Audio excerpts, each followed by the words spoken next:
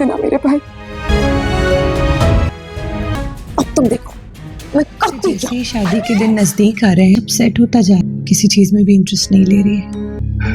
मालूम नहीं, प्रांत में रिश्ता है और रहेगा। नताशा की डिवोर्स होने का मतलब ये नहीं है कि उनके पे कोई आंच आ जाए।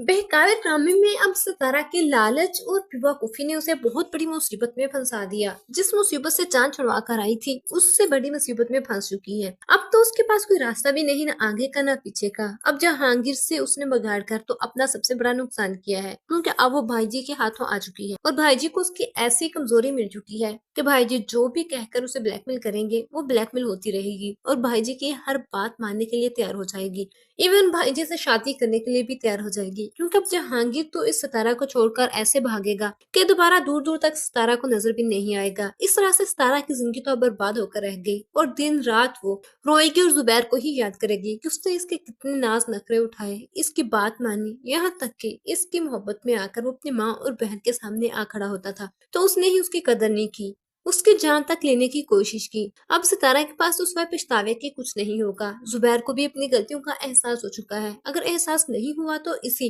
सिद्रा और इसकी माँ को, इन दोनों को बहुत खूबियां नजर आ रही हैं असलम में। असलम का जब असल चेहरा बेनकाब होगा तो तब जाकर सिद्रा और उसकी माँ की आंखें खुलेंगी कि इसने तो कितना बड़ा धोखा दे दिया इनको। सिद्रा को ये कहीं की नहीं छोड़ेगा। तभी इनको पता चलेगा कि असलम के इरादे क्या थे, जब वो सब कुछ लूट कर और सिद्रा को भी बर्बाद करके चला जाएगा।